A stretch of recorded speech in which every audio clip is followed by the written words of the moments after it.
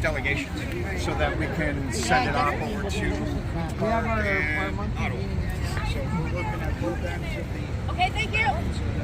Oh, thank you. No problem.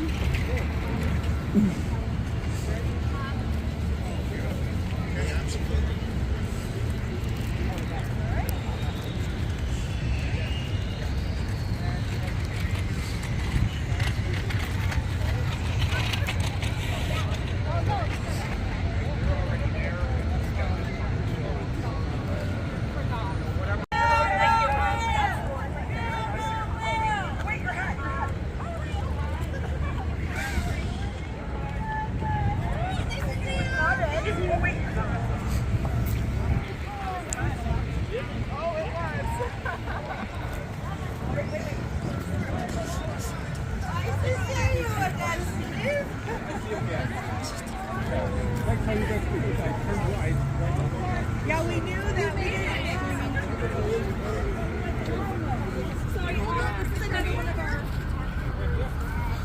It's at 12 o'clock today, so wait, it's past 10. It is 10. Oh, it's way less. I think we're doing good for timing then. Oh, it's 11.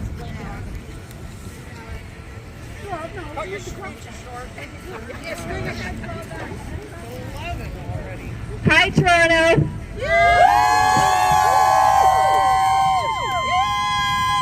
I want to start by thanking every single one of you for being here today. The strong, the resilient survivors, the brave families, and the incredible survivors who stand beside us. We're all here because we share one message. Enough is enough. This movement, Our Heart on Our Sleeve, was born out of heartbreak. It began after a horrific assault on a 3-year-old child from Welland, known to many of us as Little E. She was supposed to be safe in her own bed. Sorry, I apologize for that wind there. But a repeat offender, someone already on the sex offender registry found her. The public had no way to know. That child spent weeks in the hospital fighting to recover from injuries no child should ever endure. Her story shattered our community, and it also lit a fire. That fire is what brought us here today. It's what pushed us into council chambers across Niagara, St. Catharines, Wainfleet, Thorold, Fort Erie, Welland, and beyond. You can add West Lincoln to that list. To demand action, it's what's united survivors, families, and advocates from all walks of life to say, the system has failed our children and we will not stay silent any longer.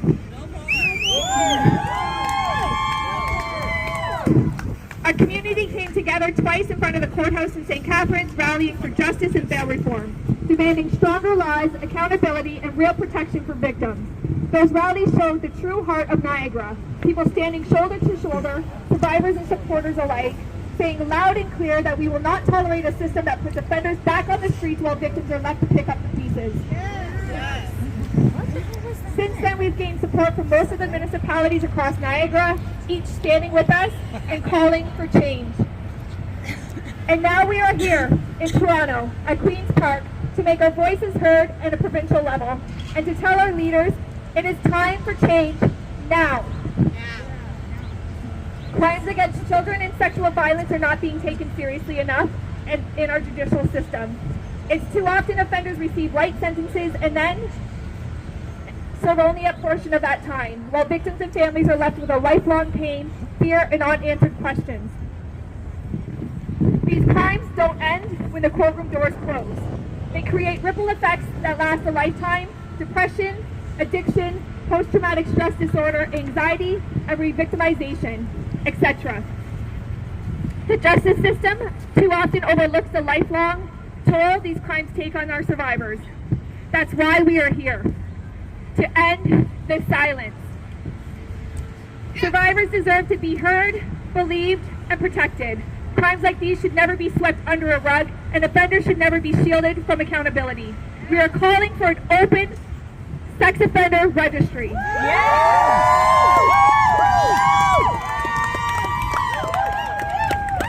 Accessible to the public for public safety. Over the past month, our Heart on Our Sleeves team, made up of courageous survivors and advocates, has taken this fight straight into the heart of our communities. We stood before councils, sharing our stories and demanding action. Each delegation is raw, emotional, and incredibly brave. But let me be clear, going into those chambers is not easy. Every time one of our team members steps up to that podium, they relive some of the most painful parts of their past. It takes every ounce of strength to speak about the things that once broke us. And many of us feel the emotional impact for days afterwards. And yet, we keep going, because we know that every time one of us speaks, we're speaking for thousands who still can't. We do it for the ones too afraid, too broken, or too silent to step forward. We do it for our children, for little E, and for child D. And for every innocent life forever changed by violence. We've looked at our local leaders in the eye and asked them to support motions urging the provincial and federal governments to open the sex offender registry to the public. And we are proud to say that St. Catharines, Wainfleet, Thorold, Fort Erie, Welland, and West Lincoln have all shown their support.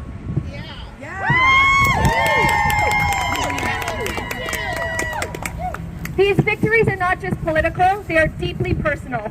They represent every survivor who has ever felt invisible and every child we're fighting to protect. And alongside our delegations, I want to recognize Fred Davies and the tens of thousands of people who signed this petition and brought forward to the House of Commons. That petition represents the voice of a nation demanding change. To Fred and the incredible team who pounded the pavement gathering signatures, thank you. You showed what community truly looks like, and every single person who signed that petition, you are part of this movement, part of the reason we are standing here today. Yes. Thank you, everyone. To our Niagara community, thank you to everyone who drove here today, who took time off work, who sponsored buses, and who made sure every supporter from the Niagara could continue this fight with us. We see you, we appreciate you, and we couldn't do this without you. I'd like to thank all the Torontonians who showed up today and everybody who drove here today that also took time off work. Let's give a round of applause to this amazing group over here. Yay!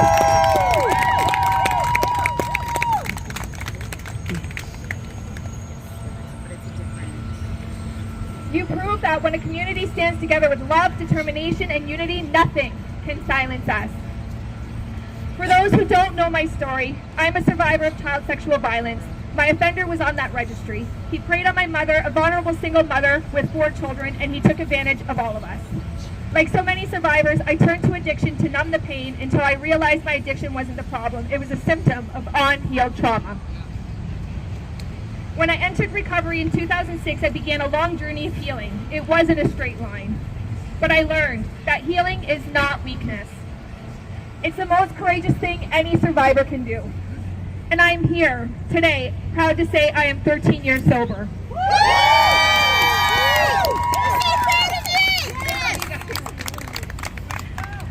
Living a life free from addiction and fear. I am living proof that healing is possible, that survivors can rise, and that we can turn pain into purpose. Every single one of you are turning pain into purpose right now. I will continue to advocate and delegate with all our incredible team in every council chamber, every municipality, and every major city until these changes are written into law and our children are truly protected. Let's go. For those who still feel silenced or unseen, this one is for you. We're all here for you. Your voice matters, your story matters, and together we will make sure that justice finally does too. Thank you, Toronto. I love you all.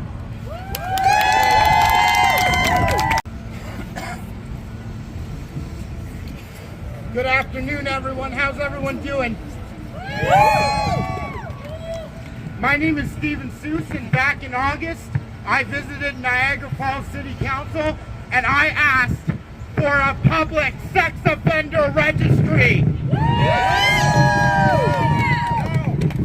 And then I met Alicia Gugu, her sister Melissa, Liz Emerson. I even met my own cousin, Ashley Wilcox.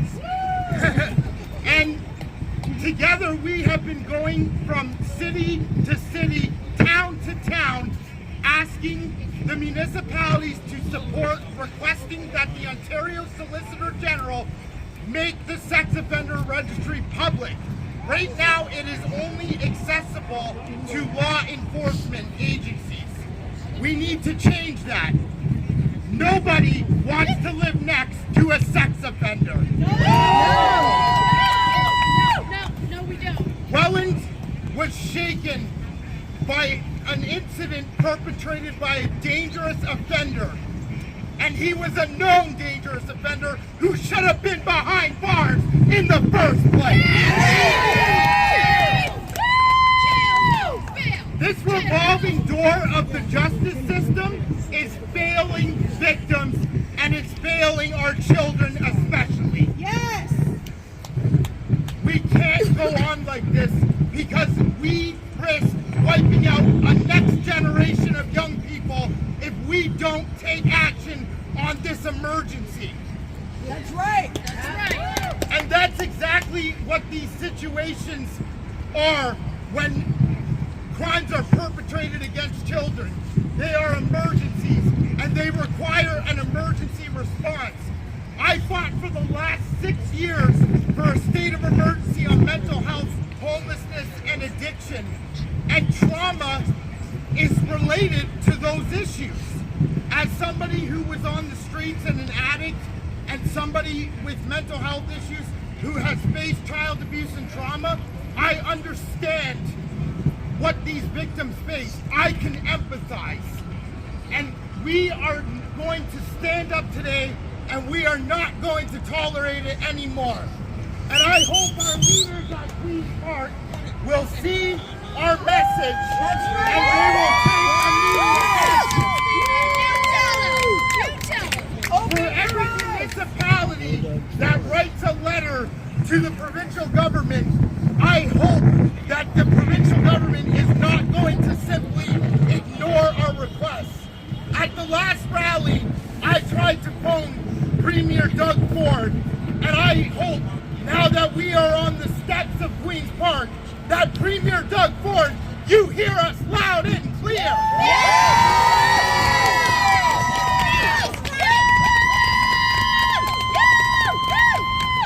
It takes a lot of bravery for victims and families of victims to come forward and fight for change. You guys are the heroes of this story. You guys and girls, you're the heroes of this story. I am so proud to join you all. I am so proud of our fight. I'm so proud to see all the signs calling for change. No more monsters in our communities. They belong behind bars. These perpetrators that go after children, they deserve to be labeled dangerous offenders.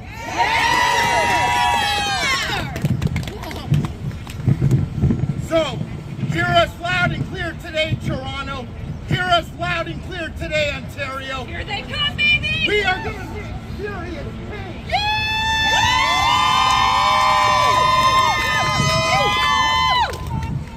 And I want to thank our first responders who attend to these emergencies every day.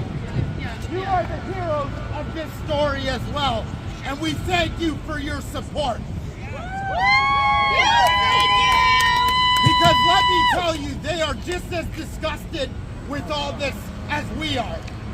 But it's going to take incremental, large-scale change, provincially and federally and municipally, to make justice, true justice, happen. I'm hoping for the moment that officials walk out and greet us. Maybe we can do another phone call. So the last thing I want to say is that at our last 2 delegations in Welland and Fort Erie, we also activated communication with the Association of Municipalities of Ontario and the Federation of Canadian Municipalities because we want all municipalities in Ontario and Canada to put pressure on our governments to make the sex offender registries public.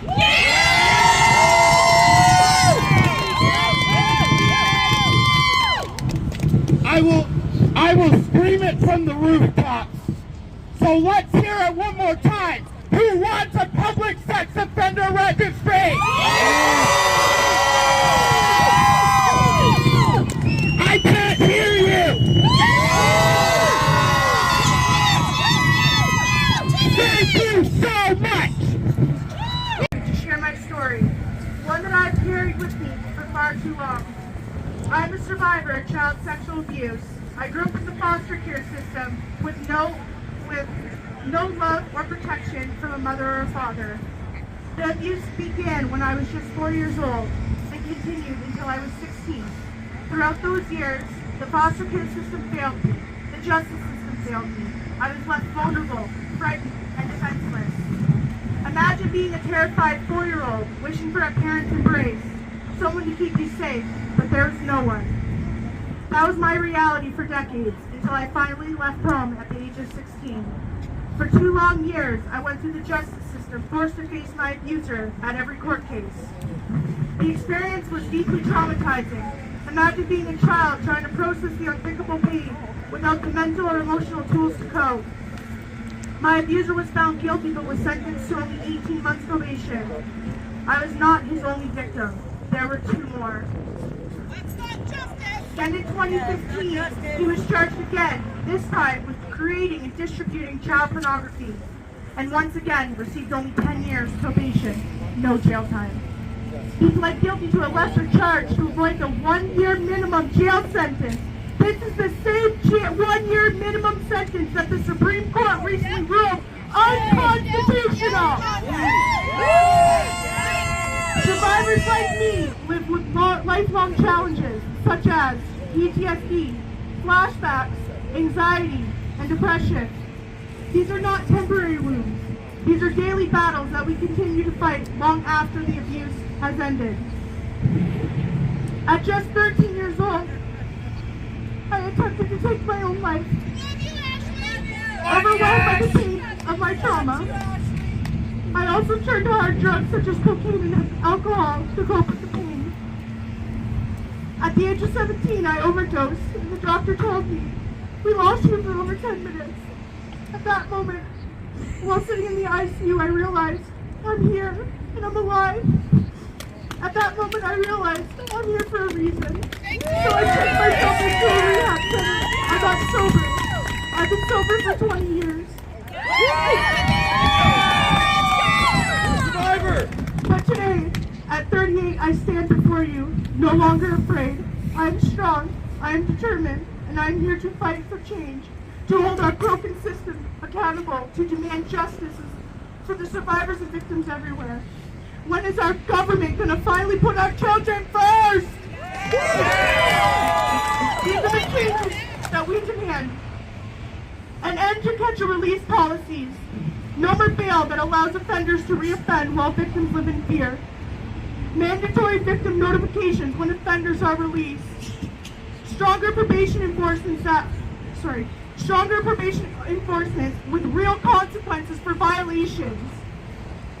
Mandatory GPS monitoring systems for all sex offenders is a must. Yes! Public access to the sex offender registry to protect our children is a must. Yes! No more time served or credits that minimize the seriousness of these crimes. That's right. These offenders are a danger to our society, to our mental health, and our collective well-being. This fight is for all of us, for every survivor and every victim.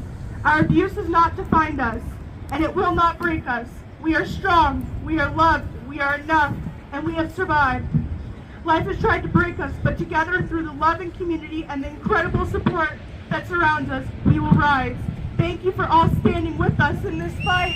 With you! Hi everybody. Do you guys hear me? My name, I'm going as by Melly. I'm the mother of Daniel's first victim. We're going to call him Little D. I want to say thank you to everybody that is coming to support and for us to get the sex offender list open and no more bail, because he only got a year in jail. He's supposed to get 18 months. So when he got out in a year, he reoffended less than the sentence was supposed to be. Within less than 6 months of when he was supposed to be released, the little E, which that is not a good thing. I read this speech back, but it's a different speech. I feel like it's going to be like beneficial to read my son's part of what he has to put on his point of view, because I feel like his words need to be out. So, like after sorry, I'm a little nervous. 4 years ago, it was really tough on us when the incident happened. My son was only 12 years old at the time. It was such a horrible crime that you can do to a child, any age, any time. Us as parents went through a great big deal, doing everything we could possibly do to try to help my son. Still at this age of time, he was still going through a lot. He had wasn't allowed to say nothing to anybody. He had a dog, that was his only friend at the time, which is really sad. We grew less trust around people. So did he. Our anxiety was really, really strong because we didn't know what else could go wrong in life. And then he gets out of jail, and I figured out like, okay, well, what's gonna happen next? Like, are we gonna stay? I called the probation officer. They said everything's gonna be okay. He's not living near where my son resides. For him to break that bail order, like less than 6 months was little. So where's the system to help us out? Trying to get even in the court system was like a fight. You're protecting the criminal over the victim. Always. So to fight that, why is it not hard for us to get onto the court on Zoom? We have to fight. We have to fight through like nails just to get on the court system, and for them to protect the criminal. Like, how fair is that? So I made sure I attend every single court appearance, and I'm still trying to apply to every single court appearance because I think it's important for my son to know exactly what's going on.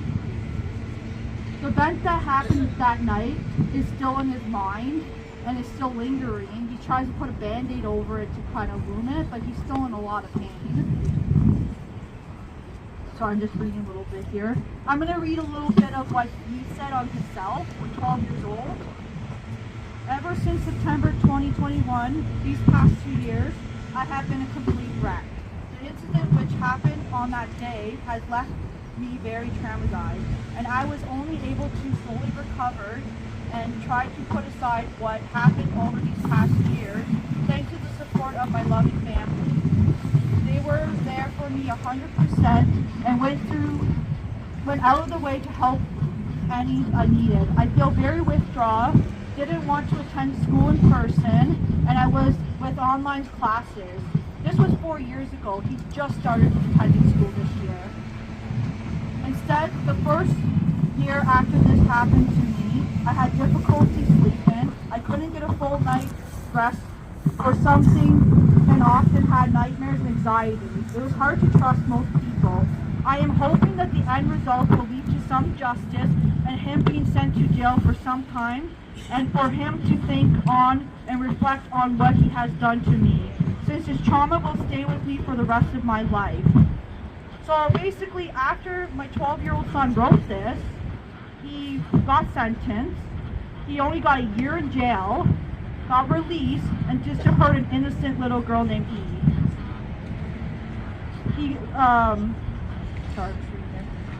So when my son tried to write this, went in front and tried to say something, he just hurt someone again. He got out on bail and hurt somebody.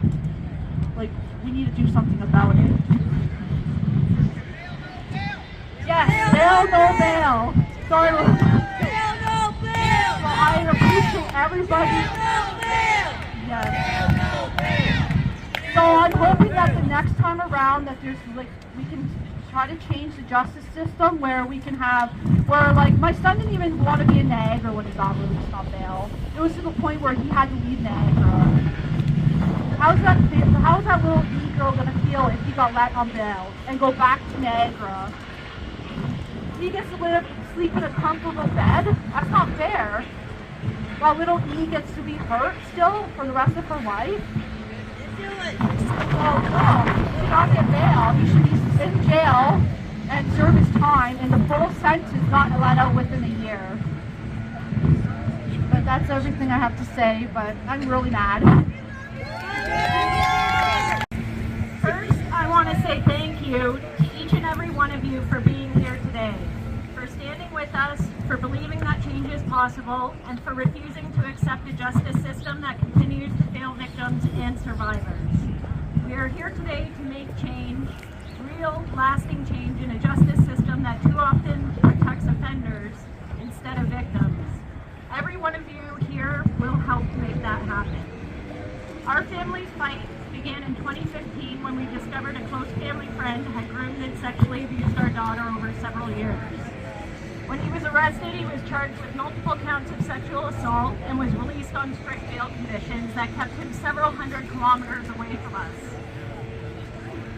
He was doing everything he could to try to find us, but soon after, the Crown agreed to amend his bail, allowing him to live wherever his surety chose without notifying us. Victims and survivors deserve to be informed. An example of why we are calling for bail reform, so offenders cannot quietly slip through the cracks while survivors are left unprotected in the dark. After this, he placed tracking devices on both of our vehicles to try to find where our daughter lived. He was arrested again and pled guilty to both sexual interference and criminal harassment. He received just 3.5 years in prison for destroying a child's innocence and childhood. This is why we call for longer sentences for sexual offenses and violent crimes.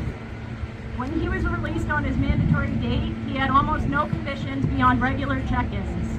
We need mandatory ankle monitoring for released sex offenders because check-ins do not protect victims.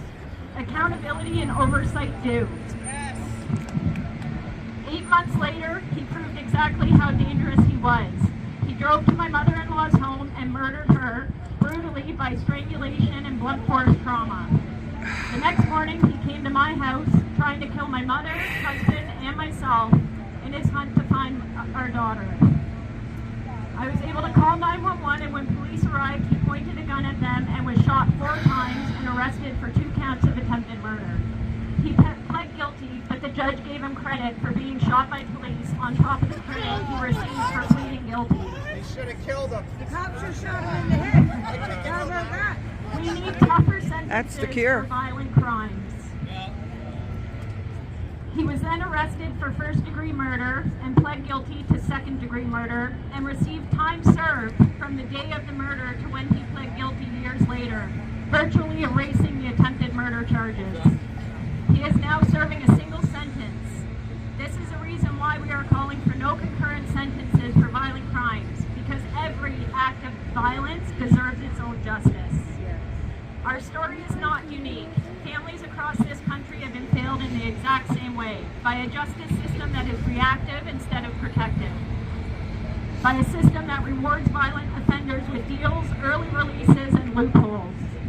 We are standing here today so families can know who lives among them with an open sex offender registry and protect their children when people like this are released from prison.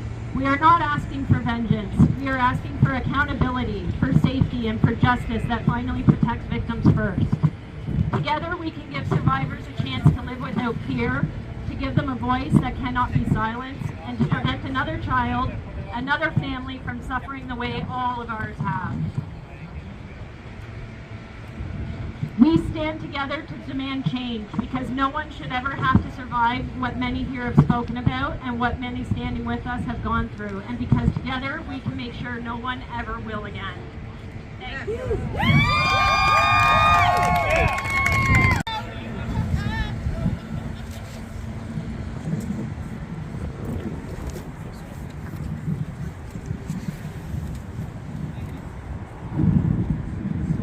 My friends, my neighbors, my fellow Canadians, we gather here today in the shadow of pain, but also in the light of courage. We are here for little E, the child whose innocence was stolen by a predator, a child whose story has shaken us to our core, yet has united us in a purpose. We are here to say her name, to lift her spirit, and to demand justice that truly protects our children. Little Lee and is every child. She could be our daughter, our niece, our neighbor, our student. Her story is not just one family's tragedy. It's a mirror reflecting a system that too often protects offenders more than victims. We cannot accept a world where those who harm children walk free after serving only a fraction of their sentence. We cannot accept a system where families live in fear while the names of repeat offenders are hidden behind bureaucracy and secrecy. To Little E's family, your strength is our inspiration. Your pain has become our call for action. And to Little E, though you are so small, you have moved mountains. Your story has awakened the nation. We stand here today, not in silence, but in solidarity. Not in despair, but in determination. We demand stricter sentences for those who commit sexual crimes, especially against children. No loopholes, no early release, no excuses.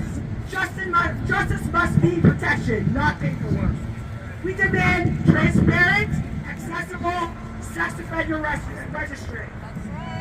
One that communities can use to stay informed and keep their children safe. Because parents deserve to know who lives next door.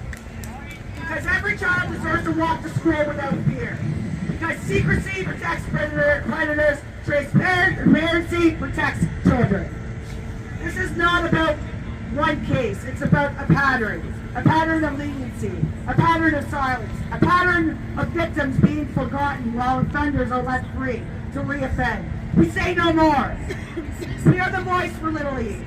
And for every child who has suffered in silence, we are the voice that will not be quieted. We will not back down. We will not wait for another day of justice. Change is possible, but it begins with us, right here, right now. It begins with lawmakers who choose courage over comfort. It begins with communities who say, not in our city, not in our province, not in our country. It begins with love, the kind of fierce protection love that refuses to stand by while children get hurt. Little E is a movement that carries your name, your story, and your life. We will fight until every child in Canada can grow up safe. We will march until justice is not the exception but the rule. We will speak until every voice that has been silenced is heard. Because when one child suffers, we all suffer. And when one community rises, we all rise. Thank you. Justice for Little E. Protect our children and never again. Thank you everybody for coming, for showing up. Thank you for showing up and raising your voices and standing with us, survivors, families, and advocates across our communities. My name is Tammy. I'm the mother of 3 and a nana of 2. I'm also a rape survivor. 2 of my children are survivors of childhood sexual abuse, and I stand here not just for myself, but other victims like my grandmother, my mother, 2 of my aunts, several cousins. They were all abused by people in my family who we should have been able to trust. Generations of pain. That silence ends today. Yes. We stand together, not just as individuals, but as a united front, a front demanding urgent change. Our children deserve safety. Our communities deserve justice. Yes. I demand real change to our criminal justice system. Yes. More often than ever, we are hearing about violent crimes being committed in our neighborhoods. Violent attacks and sexual assaults are becoming common news. Daily. When these crimes are against our most vulnerable citizens, it becomes our responsibility, our duty, to step in and demand real change through our government. Through our government! Can you hear me?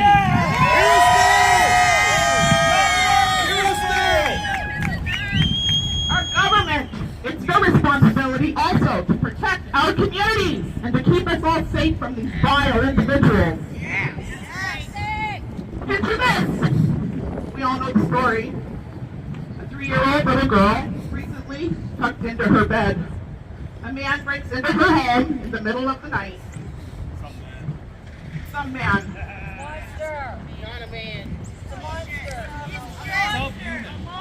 A monster breaks into her home in the middle of the night and brutally chokes her, forcibly sexually assaults her while her mommy was asleep in a nearby room.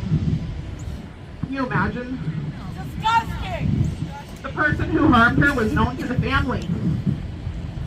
A man, a repeat offender, who was already on the sex offender registry, yet shockingly, the public had no way of knowing. No warning, no protection, no system in place to prevent this tragedy. Little E spent weeks in the hospital recovering. This was preventable! If the family had access to the sex offender registry, perhaps little E would have avoided this violent sexual assault. I hear she's out of the hospital now, and I wish her love and healing the rest of her life. Isn't it sad that something so horrific had to happen to become the springboard for this movement? Yeah! In 2008, I learned that my ex-husband had been sexually abusing my beautiful daughter. She was only 13, but had already hid his crimes from me for 7 years. Why? I'm a mama bear, and I would say, if anybody ever touches my child, I will kill them. But my daughter stayed silent for 7 years because she thought that I would follow through with that promise and that she would lose me as well in the process. I would end up in jail, leaving her and her 2 brothers with no parents. So of course, when I'm faced with one of my worst fears, I felt I had no choice but to call the police and support my daughter through a 7-year brutal fight with the justice system. Her abuser was arrested and let out on bail a few days later. And over the next several years, he continually broke his bail conditions. We reported, but nothing was ever done. He wasn't supposed to be around children without his surety and without the parents' knowledge of his charges. We were informed he was regularly babysitting for friends. We saw a newspaper article highlighting that he was teaching music to a group of small children at his church. He never went to church in the 10 years that we were married. He did it for access. I took court documents to the church and they told the brotherhood. They stated that he was their parishioner and they chose to support him.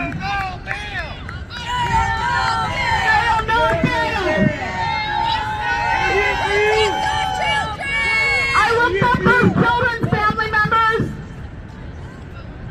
and I told them. And they said they would spread the word and get those children out of his clutches. My daughter was not his only victim, but his only conviction of sexual interference. He was sentenced to 7 years in a penitentiary, but he only served 2 years and 1 month. 7 years of sexual abuse and rape of my child. 7 years tied up in the court system. 1 year in the... Oh no! Good one, Mel! Way to go! Go. 7 years. Yeah. Sorry. 7 years of sexual abuse and rape, 7 years tied up in the courts, and 1 year in the appeal court. So much of our lives were eaten up by the judicial process, and he only served 2 measly years. The math ain't mathing. This is why our government doesn't need to be concerned with vigilante justice. Because I know many parents who said the same thing as me, that they would kill somebody for touching their children. It's not heard of very often though. And who cares? We have to protect our children. It's more important. It is our mission to have changes made to our laws, to make our communities, our province, and our homes safer for everyone. And especially for our children. I want to see real change that will serve to protect my grandchildren, their grandchildren, and all future generations. These are not failures of one person or one policy or one office. These are failures of the system that is supposed to protect our most vulnerable. And today we are here to say, loud and clear, enough is enough! We refuse to be silent. We refuse to accept excuses. We refuse to let our children become statistics in the system that fails them repeatedly. We demand transparency. We demand accountability. Every child deserves to feel safe in their own home. Every family deserves to trust that the system will protect them. Every community deserves justice. But it's not enough to demand change from afar. Change requires action. Change requires courage. The courage I see here in front of me today. Change requires us to stand together, make our voices heard. How many of you here have children? How many of you have nieces, nephews, grandchildren? Raise your hand. If you raise your hand, you know what it feels like to want to protect them at all costs. And yet, right now, our system is failing our children. It is failing our families, our communities. And we cannot, we will not accept that. We must push for reforms that prevent repeat offenders from putting children at risk. We must insist on laws that protect, not just punish. We must demand transparency so families can make informed decisions about who is allowed into their communities. We are not just survivors, we are not just advocates, we are witnesses to a broken system, and today we are a movement. Movements are not quiet. Movements are not passive. Movements demand attention. Movements demand action. Movements demand change. I ask each of you to speak out, call your representatives, share this story, protect the children in your community, attend meetings, ask questions, hold the system accountable. Today we stand for every child who cannot stand for themselves. We speak for every family whose trust has been broken, and we fight for every community that has been left vulnerable. Together, we can make our voices impossible to ignore. Together, we can ensure that every child grows up with the safety and security they deserve. Together, we can make sure that tragedies like this never happen again. We will not be silent. We will not back down. We'll fight for them every single day until justice is served. Too many families have been failed by the system. Too many warnings are ignored, and too many chances are given to people who destroy lives. We need transparency! Access to the sex offender registry! We want accountability! Enforce those bail conditions! Stronger sentencing! Protect our children! Today we lift our voices, we wear purple, and we say loud and clear. We are survivors, we are parents, grandparents, friends, united by love and outrage. Raise your voices with me. Enough is enough! Thank you, everyone.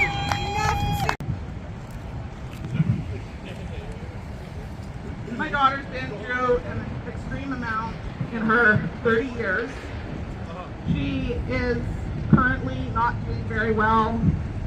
She is addicted to fentanyl. She lives on the streets, and I haven't seen her in over a year since last September. She has two children. Maverick is 6, Ava just turned 4, and I've had them since they were born. They were born addicted to methadone and street drugs, and in the hospital for a month. They're doing well now, well adjusted in school, have lots of friends, but they ask about their mom, and it's a very difficult subject. Please pray for Courtney.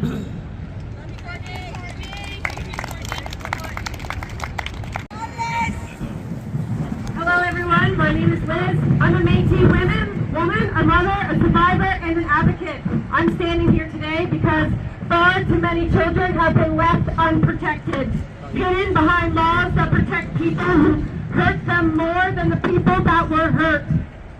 When I was a child, my life was stolen. I was 5. I was groomed, silenced, and abused by someone I trusted to be part of my world. I was manipulated, threatened, and broken in ways that took years to understand and even longer to begin to heal from. My abuser today holds a weapons ban for the rest of his life, but he lives out freely to live his life normally like everybody else. But the government itself has acknowledged the fact that this man is a danger to me and society. That is why he is no longer allowed weapons for the rest of his life. I eventually found the courage to come forward. I pressed charges as an adult. I thought that meant justice, but it didn't. There were over 20 charges, 20, and yet he served only 3 years after a plea deal. 3 years of destroying my life while I spent decades trying to piece the pieces back together. That is not justice. That's a system that silenced survivors while protecting predators. And yet, the truth is, most people don't know in Canada the sex registry is private and it has never, ever been public. People cannot look up who lives near schools, parks, or daycares. Parents cannot protect their children and survivors cannot protect themselves. Silence protects predators and truth protects children. Every day children are being groomed. Every day they're being manipulated and scared, silenced by their predators. And by the system that refuses to warn us about them. We are here today because enough is enough. We stand in a country where survivors are asked, why didn't you call the cops? Or why didn't you speak up sooner? Yet when we do, we're dismissed, blamed, and disbelieved. And victimized again by And victimized again by our own justice system. Yes! Stop putting the victims on trial! Stop putting the victims on trial. We are done being blamed for the crimes that were committed against us. That's right. I have 3 daughters. 3 innocent girls who deserve a safer world than the one that I grew up in. A country that keeps secrets for the sake of privacy when those secrets cost children their safety. We deserve better. Our children deserve better. When I speak out, I don't do it because it's easy. I do it because I remember the little girl that had no voice. The one that wondered why nobody was stopping it. The one that prayed every night in hopes that something would end. The little girl that deserved to be safe. My little girls deserve to be safe. And your little children deserve to be safe as well. The truth is simple. Protecting a predator's privacy is not more important than protecting a child's safety. If you're worried about vigilantism, you're worried about the safety of the wrong people. In the United States, families can look up a neighborhood before they move. They can see if a predator lives nearby. That's prevention. That's information. That's what parents deserve. Why don't we have that here in Canada? We have to start asking these questions loudly. We have to start making our voices impossible to ignore. Because change never happens when we stay quiet. We've been told to move on. We've been told that it's in the past. But it's not in the past when predators are still being protected by the law. It's not in the past when survivors are still being silenced. Every time I share my story, I hear another survivor. People who thought they were alone. People who believed the world had forgotten them. My story's not just mine. It's ours. The story of a system that prioritizes offenders over children they harm. We are standing here today to demand change. Our public registry is not punishment. It is prevention. It is a tool that allows parents, families, and communities to protect our children. It is transparency, accountability, and the bare minimum that every child deserves. I have lived through the nightmare of being unprotected. I have lived through the betrayal of silence, and I am still here. I speak today for the survivors that cannot, for the children who are still in danger, for the families that have been left in the dark. We cannot wait for the next tragedy to happen. We cannot continue to hope the system will fix itself. We must demand change. Survivors should not have to sit in front of a government begging for protection that should already exist.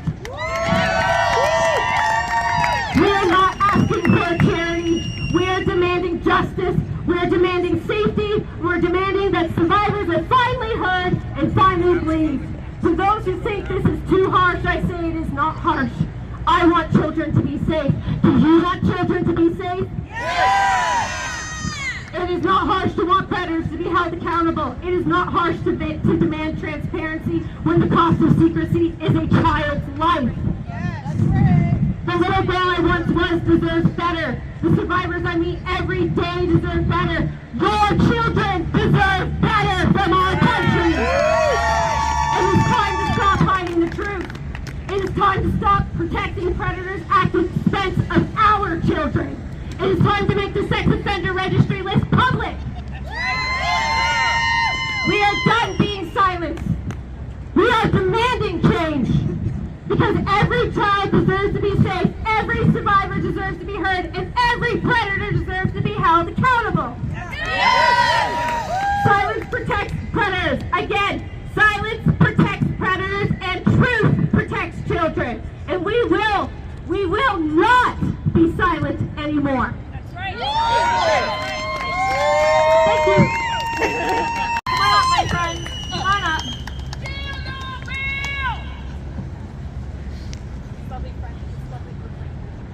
Thank you for your share.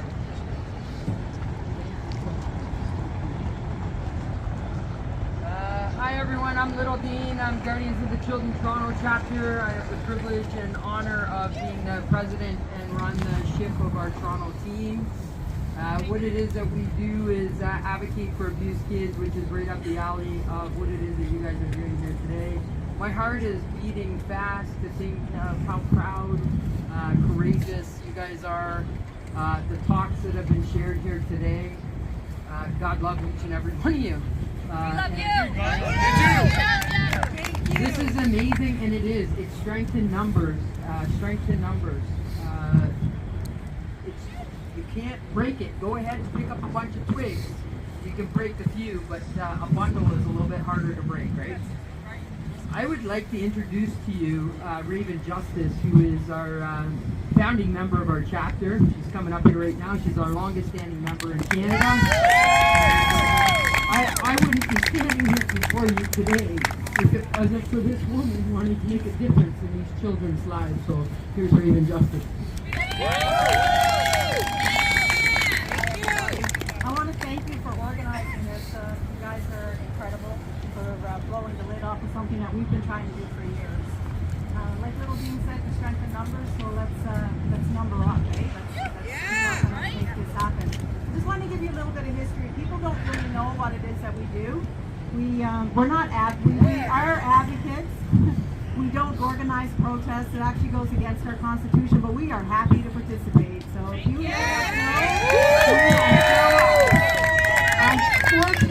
unfortunately, we don't normally see it until the day before or the day after, so hopefully we can change that. Our chapter was started 10 years ago now, almost 11, here in Toronto.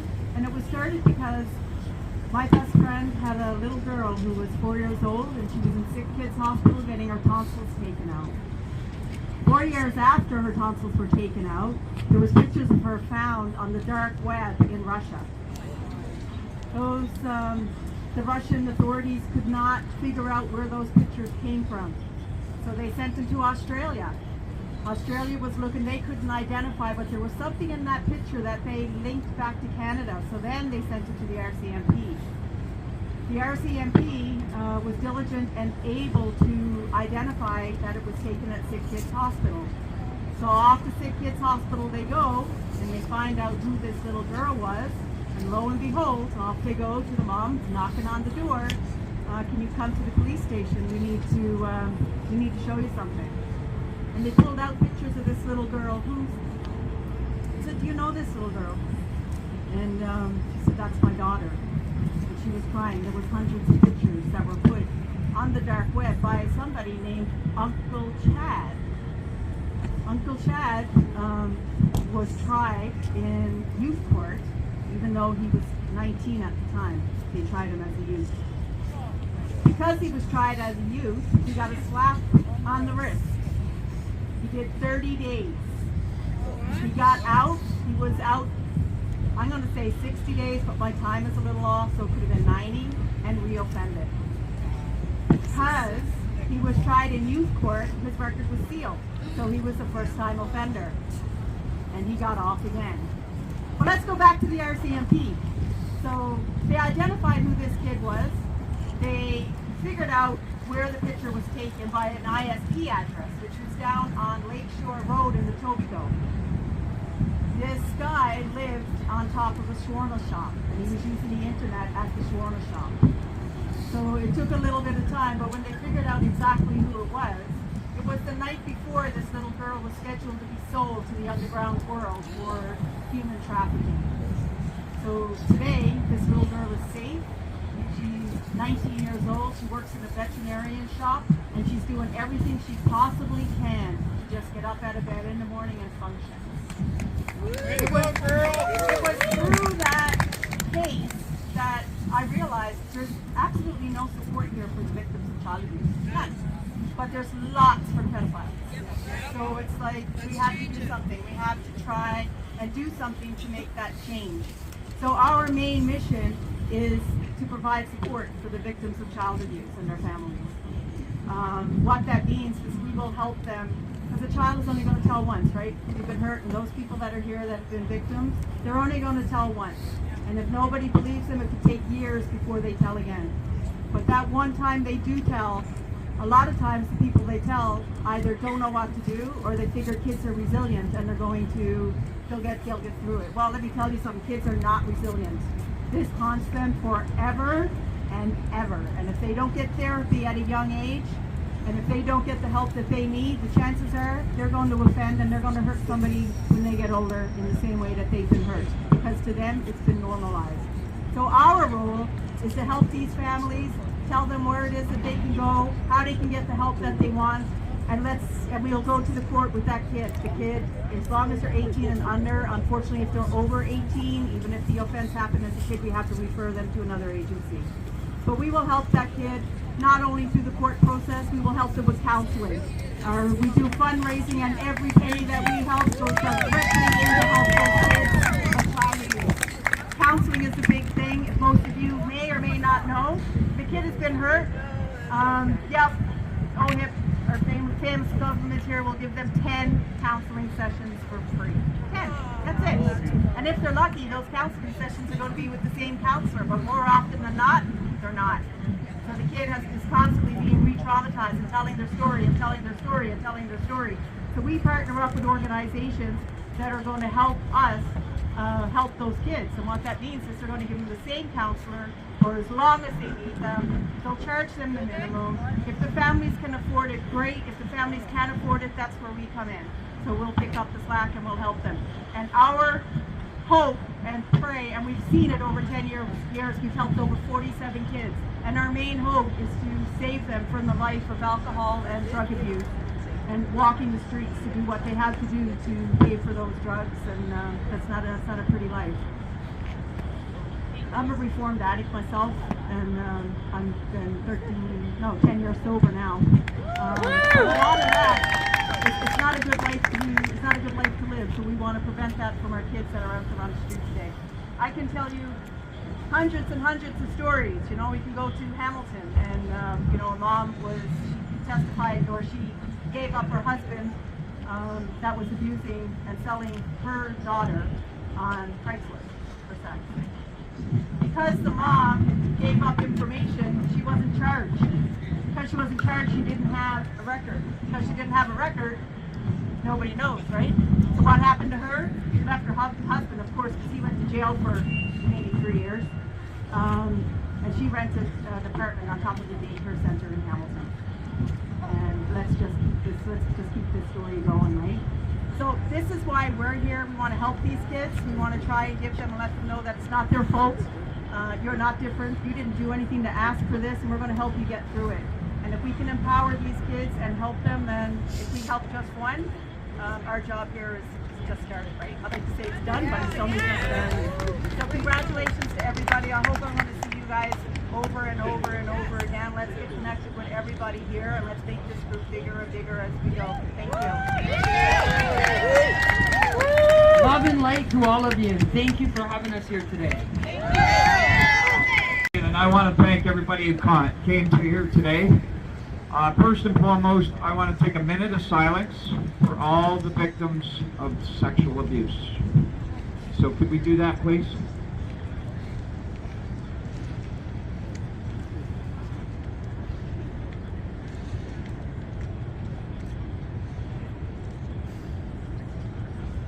We're here today at Queen's Park to ask the provincial government to help us.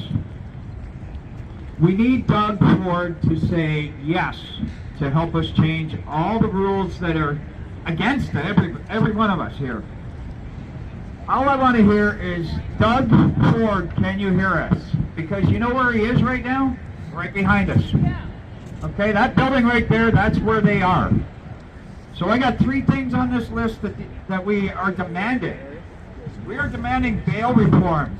Can you say, Doug Ford, can you hear us?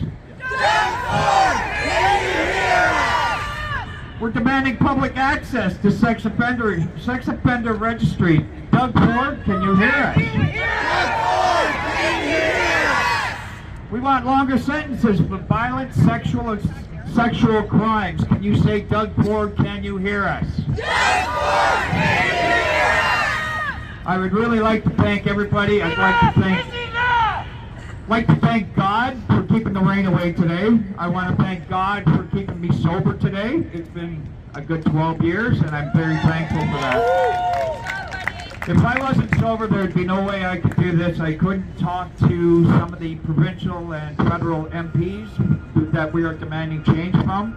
I am the guy that tries to get, I'm the good guy. I don't like to, demand things from them, but when Fred Davies asked me about the petition, I absolutely said I will get it out. And we started that way back with the vigil in the city of Welland for Baby E, and I haven't stopped. Today we're here, and we want to get a picture, because this building's very old. It's 130 years old. It's going to outlast all of us. So let's get a picture of all of us over there so that we can have it for future reference. I want to thank everybody for coming. I just want to make it clear we cannot go near the steps. We have to stay on this side here, but if we can all gather in a group, kind of like in a line there, so we can get a photo of everybody. Ash wants to say something. So on my way here today, I got a call from my brother's probation officer. He's been arrested and he now has to serve 10 years for the 2 crimes that he